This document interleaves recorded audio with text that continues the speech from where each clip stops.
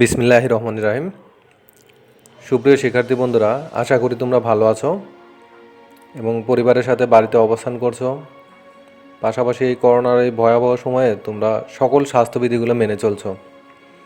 শিক্ষার্থী বন্ধুরা, তোমরা নিশ্চয়ই অবগত আছো যে করোনা পরিস্থিতি দিনকে দিন আরও ভয়াবহ আকার ধারণ করছে এবং সরকার বাধ্য হয়ে আবারও লকডাউন ঘোষণা করছে। তো এই সময়টাতে তোমরা বাড়িতে অবস্থান করবে এবং বেশি বেশি বাড়িতে পড়াশোনা করো তোমরা। এবং যারা এইচএসসি পরীক্ষার্থী আছো তারা তোমরা বাড়িতে বসেই সর্বোচ্চ প্রস্তুতিটা নিতে থাকো। তো শিক্ষার্থী বন্ধুরা, আজকে আমরা উৎপাদন ব্যবস্থাপনা ও বিপণন দ্বিতীয় পত্র এবং তৃতীয় অধ্যায়ের নাম হচ্ছে বিপণন কার্যাবলী। আমরা আজকে বিপণন কার্যাবলীর পার্ট 3 হতে আলোচনা করব। তো শিক্ষার্থী বন্ধুরা, আমি আমার সংক্ষিপ্ত পরিচিতি পর্ব দিয়ে নিচ্ছি। আমি মোহাম্মদ বেলাল হোসেন, প্রভাষক, উৎপাদন ব্যবস্থাপনা ও বিপণন, শশীদল আলহাজ মোহাম্মদ আবু তাহের কলেজ, ব্রাহ্মণপাড়া, কুমিল্লা। মোবাইল 019177650025। শিক্ষণফল: আজকের পাঠ শেষে শিক্ষার্থীরা বিক্রয় সম্পর্কে জানতে পারবে, বিক্রয়ের গুরুত্ব সম্পর্কে ধারণা পাবে, প্রমিতকরণ কি জানতে পারবে এবং পর্যায়িতকরণ সম্পর্কে ধারণা পাবে।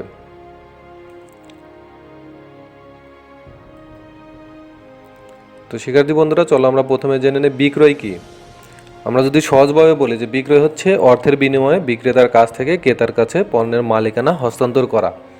মানে বিক্রয়ের মাধ্যমে কি হবে, বিক্রেতার কাছ থেকে ক্রেতার কাছে পণ্যের মালিকানাটা হস্তান্তর হবে এবং এইখানে বিনিময়টা মাধ্যমটা কি থাকবে, অর্থের বিনিময়ে বিক্রেতা তার পণ্যটা ক্রেতাকে দিয়ে দিবে। মানে যখন বিক্রেতার কাছে থেকে ছিল তখন ওই পণ্যের মালিকানা ছিল বিক্রেতার, এবং বিক্রেতা যখন ওই পণ্যটা ক্রেতাকে দিয়ে দিল অর্থের বিনিময়ে, তখন ওই পণ্যের মালিকানাটা পেল কে, ক্রেতা।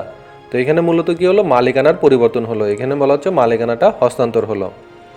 একজন ক্রেতা অর্থের বিনিময়ে বিক্রেতার কাছ থেকে পণ্য বা সেবার মালিকানা অর্জন করেন। এর মাধ্যমে পণ্যের উপর ক্রেতার মালিকানা বা সত্ত্বগত উপযোগ সৃষ্টি করা যায়। সুতরাং বলা যায় বিক্রয় হলো বিপণনের গুরুত্বপূর্ণ কাজ যা বিনিময়ের সাথে সম্পৃক্ত। এখানে বলা হচ্ছে বিক্রয় হচ্ছে বিপণনের একটা গুরুত্বপূর্ণ কাজ যেটা বিনিময়ের সাথে সম্পৃক্ত। বিনিময়ের সাথে সম্পৃক্ত এই কারণে বলা হচ্ছে যে এখানে অর্থের মাধ্যমে বিনিময় হচ্ছে। কি বিনিময় হচ্ছে, মালিকানার বিনিময় হচ্ছে, মালিকানার পরিবর্তন হচ্ছে। এজন্য বলা হচ্ছে এটা হচ্ছে বিনিময়ের সাথে সম্পৃক্ত।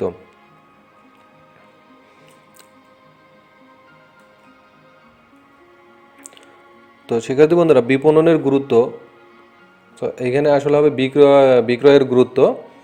আর আরেকটা হচ্ছে যে বিক্রয়কে কেন বিপণনের সবচেয়ে গুরুত্বপূর্ণ কাজ বলা হয়। এটা একই প্রশ্ন, তোমাদের অনেক সময় এই প্রশ্নটা থাকে যে বিক্রয়কে কেন বিপণনের সবচেয়ে গুরুত্বপূর্ণ কাজ বলা হয়। তো বিপণনের সবচেয়ে গুরুত্বপূর্ণ কাজ হলো বিক্রয়, কেননা এর উপর কোম্পানির সফলতা নির্ভর করে। কারণ যত বেশি বিক্রয় করা যাবে তত বেশি মুনাফা হবে। আর আমরা জানি যে যত বেশি মুনাফা হবে কোম্পানির কি সফলতাটাও তত বৃদ্ধি পাবে বা কোম্পানি তত বেশি সফল হবে। তো নিচে বিক্রয়ের গুরুত্বগুলো আলোচনা করা হলো। প্রথমেই যদি আসি, নগদ প্রবাহ সৃষ্টি। একটা প্রতিষ্ঠানের যে নগদ অর্থের প্রয়োজন হয়, এই নগদ অর্থের প্রবাহটা আসে কোথা থেকে? এই নগদ অর্থের প্রবাহটা আসে কিন্তু বিক্রয়ের মাধ্যমে। কারণ ওই প্রতিষ্ঠান যদি পণ্য বিক্রয় করতে না পারে তাহলে কিন্তু তাদের কাছে নগদ অর্থটা আসবে না। কারণ যে প্রতিষ্ঠান যত বেশি পণ্য বিক্রি করবে তার কাছে নগদ অর্থের প্রবাহটাও তত বেশি থাকবে। তো এই জন্য বলা হচ্ছে যে বিক্রয়ের মাধ্যমে কি করা হয়, নগদ প্রবাহ সৃষ্টি করা হয়। আমরা যদি 2 নম্বর পয়েন্টটা দেখি যে মুনাফা সর্বোচ্চকরণ। এখানে মুনাফা সর্বোচ্চকরণ বলতে বোঝানো হয়েছে যে একটা প্রতিষ্ঠানের মুনাফাটাকে সর্বোচ্চ করা। তো একটা প্রতিষ্ঠানের মুনাফা কখন সর্বোচ্চ হবে? একটা প্রতিষ্ঠান যদি বেশি পরিমাণে পণ্য বিক্রি করতে পারে তাহলেই কিন্তু তাদের মুনাফাটাও বেশি হবে, এবং যে প্রতিষ্ঠান যত বেশি পণ্য বিক্রি করবে সেই প্রতিষ্ঠানের তত বেশি মুনাফা অর্জিত হবে এবং তাদের মুনাফাটাও সর্বোচ্চ পর্যায়ে পৌঁছাবে। তো প্রত্যেকটা প্রতিষ্ঠানেরই কিন্তু টার্গেট থাকে তাদের মুনাফাটা সর্বোচ্চকরণ করা।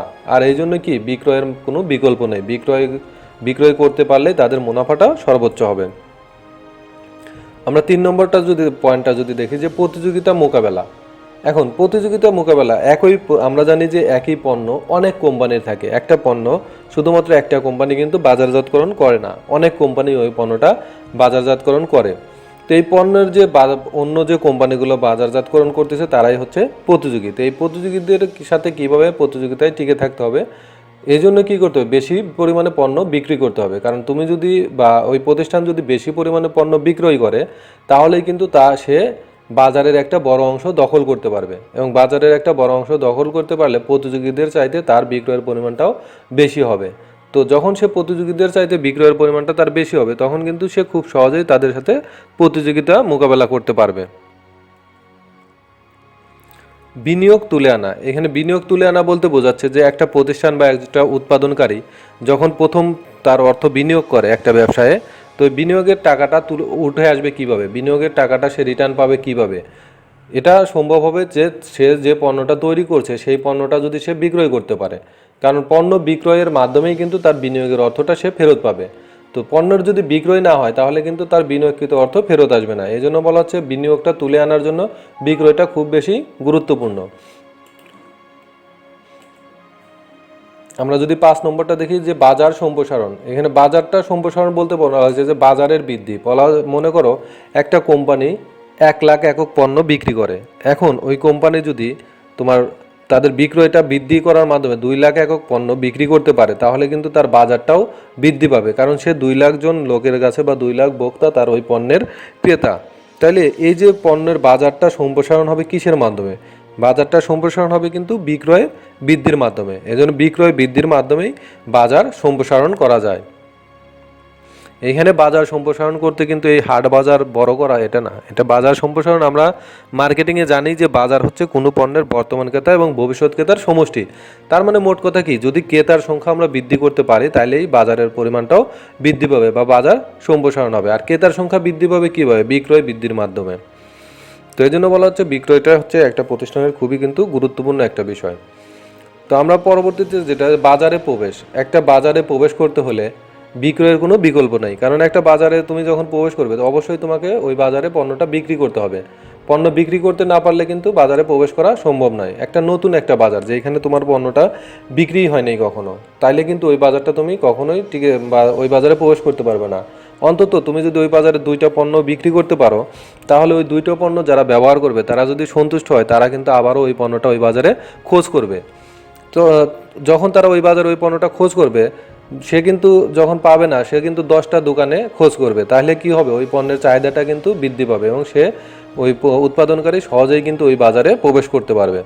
তো এই বিক্রয়টা এমন একটা মাধ্যম যে বিক্রয় করতে পারলে তোমার বাজারে প্রবেশ করাটা অনেক সহজ হয়ে যায়।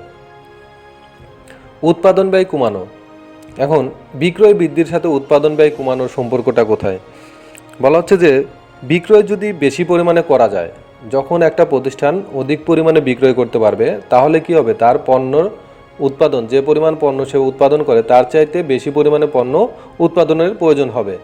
আর সে যখন বেশি পরিমাণে পণ্য উৎপাদন করবে তখন কিন্তু তার একক প্রতি উৎপাদন ব্যয়টা কমে যাবে। এই জন্য বলা হচ্ছে যে বিক্রয়ের মাধ্যমে উৎপাদন ব্যয়টা কমানো যায়। সর্বোচ্চ ক্রেতা ভ্যালু দেওয়া, বলা হচ্ছে বিক্রয়ের মাধ্যমে ক্রেতাকে সর্বোচ্চ ভ্যালু দেওয়া হচ্ছে। এখানে বিক্রয়টা এমনভাবে করতে হবে যে যাতে ক্রেতারা সর্বোচ্চ সুযোগ সুবিধা পায়। বিক্রয়ের মাধ্যমে সবসময়কে ক্রেতাদেরকে বিবেচনা করতে হবে যে ক্রেতারা যে তাদের যে প্রত্যাশা, তারা যে পণ্যটা ব্যবহার করে যে প্রত্যাশাটা চায় যে আমি পণ্যটা থেকে এই সুযোগ, যে তারা যে সুযোগ সুবিধাটা পেতে চায়, তাদেরকে এই সর্বোচ্চ সুযোগ সুবিধাটা দিতে হবে বিক্রয়ের মাধ্যমে। নতুন নতুন শিল্প স্থাপন, তো নতুন নতুন শিল্প কখন স্থাপন হবে, একটা উৎপাদনকারীর কাছে যদি নগদ প্রবাহের পরিমাণ বেশি থাকে তাহলে কিন্তু সে পরবর্তীতে আরও নতুন আর একটা শিল্প স্থাপন করতে চাবে। আর নগদ প্রবাহের পরিমাণটা বেশি হবে কখন, যখন একটা উৎপাদনকারী বেশি পরিমাণে পণ্য বিক্রয় করতে পারবে এবং বেশি পরিমাণ পণ্য বিক্রয়ের মাধ্যমে বেশি পরিমাণে মুনাফা করতে পারবে, তখনই কিন্তু সে আর একটা নতুন ব্যবসা স্থাপন করতে চাইবে। তো বিক্রয়ের মাধ্যমে এভাবে কি হবে, নতুন নতুন শিল্প স্থাপন হবে। 10 নম্বর হচ্ছে কর্মসংস্থানের সুযোগ সৃষ্টি। দেখো এই আগের যে পয়েন্টটা আমরা বলছি যে যখন একটা প্রতিষ্ঠান অধিক পরিমাণে পণ্য বিক্রয় করবে তখন তার মুনাফার পরিমাণটাও বৃদ্ধি পাবে এবং তারা অনেক বেশি মুনাফা অর্জন করবে। তো এই মুনাফাটা দ্বারা তারা কি করবে, পরবর্তীতে যখন তাদের নগদ প্রবাহের পরিমাণ অনেক বেশি হবে, তারা নতুন নতুন শিল্প কারখানা স্থাপন করবে।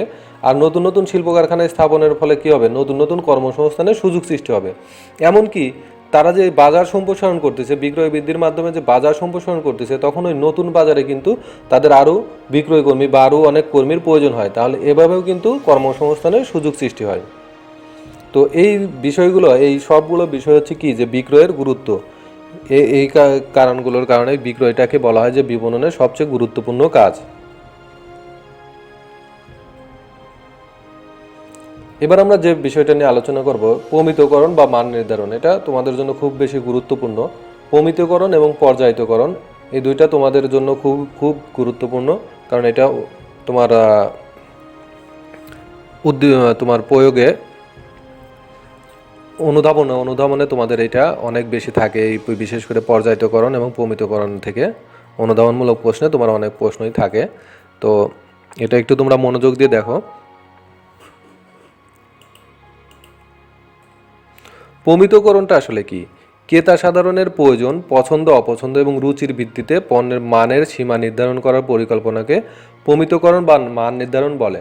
বলা হচ্ছে যে ক্রেতা সাধারণের প্রয়োজন, ক্রেতারা কি পছন্দ করে, তাদের প্রয়োজনটা কি, তাদের পছন্দ অপছন্দ রুচিটা কি, তার উপর ভিত্তি করে পণ্যের মানের একটা সীমা নির্ধারণ করে দেওয়া, যে না আমার পণ্যের মানটা এরকম হবে, এর চেয়ে কম হবে না। তো এই যে সীমা নির্ধারণ করে দেওয়া, এই সীমা নির্ধারণ করে দেওয়াটাকেই বলা হচ্ছে প্রমিতকরণ বা মান নির্ধারণ। এটা কিন্তু একটা পরিকল্পনা।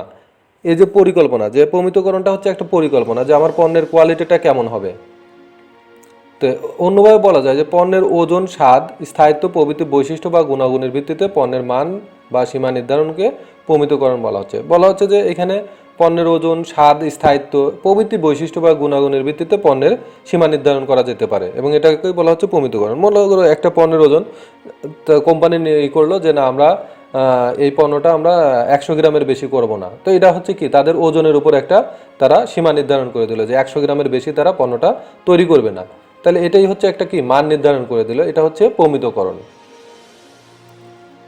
বা স্বাদের উপরও করতে পারে, স্থায়িত্বের উপর, যে এই পণ্যটা 1 বছর ধরে স্থায়িত্ব হবে, 1 বছর ধরে টেকসই থাকবে। তো এই যে একটা সময়কাল নির্ধারণ করে দিল, এই সময়কাল নির্ধারণটাই হচ্ছে কি তোমার মান নির্ধারণ বা প্রমিতকরণ।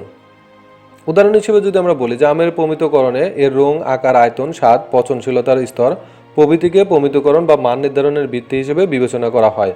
বলা হচ্ছে যে আমের যদি আমরা রং, আকার, আয়তন, স্বাদ, পচনশীলতার স্তর এই বিভিন্ন বৈশিষ্ট্যের উপর ভিত্তি করে এর একটা প্রমিতকরণ বা মান নির্ধারণ করতে পারি। এক্ষেত্রে মূলত পণ্যের গুণগত মান নির্দিষ্ট করা হয়। উল্লেখ্য যে প্রমিতকরণ হলে পণ্যের পর্যায়িতকরণ বা শ্রেণীবদ্ধকরণের মূল ভিত্তি। বলা হচ্ছে যে প্রমিতকরণটা হচ্ছে পর্যায়িতকরণ বা শ্রেণীবদ্ধকরণের মূল ভিত্তি। কারণ প্রথমে প্রমিতকরণ করে নিতে হবে এবং পরবর্তীতে সেটাকে পর্যায়িতকরণ করতে হবে। প্রমিতকরণ করা ছাড়া কিন্তু পর্যায়িতকরণ করা সম্ভব না। তো এই জন্যই বলা হচ্ছে যে প্রমিতকরণ হচ্ছে পর্যায়িতকরণ বা শ্রেণীবদ্ধকরণের মূল ভিত্তি। তাহলে আমরা এখান থেকে প্রমিতকরণ বিষয়টা বুঝতে পারলাম যে এটা হচ্ছে একটা কি, একটা মান নির্ধারণ করা, সেটা ক্রেতাদের যে প্রয়োজন, পছন্দ অপছন্দ, রুচি এর উপর ভিত্তি করে একটা পণ্যের সীমা নির্ধারণ করে দেওয়া, এই সীমা নির্ধারণ করে দেওয়ার যে একটা পরিকল্পনা, এটাকেই বলা হচ্ছে কি প্রমিতকরণ।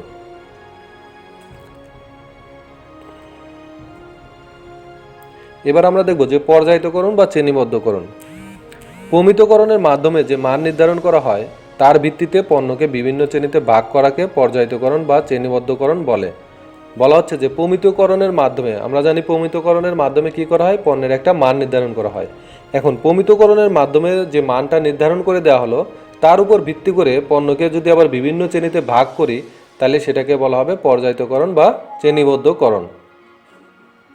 মূলত প্রমিতকরণ অনুযায়ী পণ্যকে বিভক্ত করার প্রক্রিয়াকে পর্যায়িতকরণ বলে। মানে প্রমিতকরণ অনুযায়ী পণ্যকে মানে বিভিন্ন ভাগে ভাগ করার প্রক্রিয়াটাকেই বলা হচ্ছে পর্যায়িতকরণ। উদাহরণ হিসেবে বলা যায় এসিআই কোম্পানি তাদের লবণ 500 গ্রাম, 1 কেজি, 2 কেজি প্যাকেট করে বিক্রয় করে। এটা হলো পর্যায়িতকরণ। প্রমিতকরণ হলো একটা পরিকল্পনা এবং পর্যায়িতকরণ হলো সেই পরিকল্পনার বাস্তবায়ন।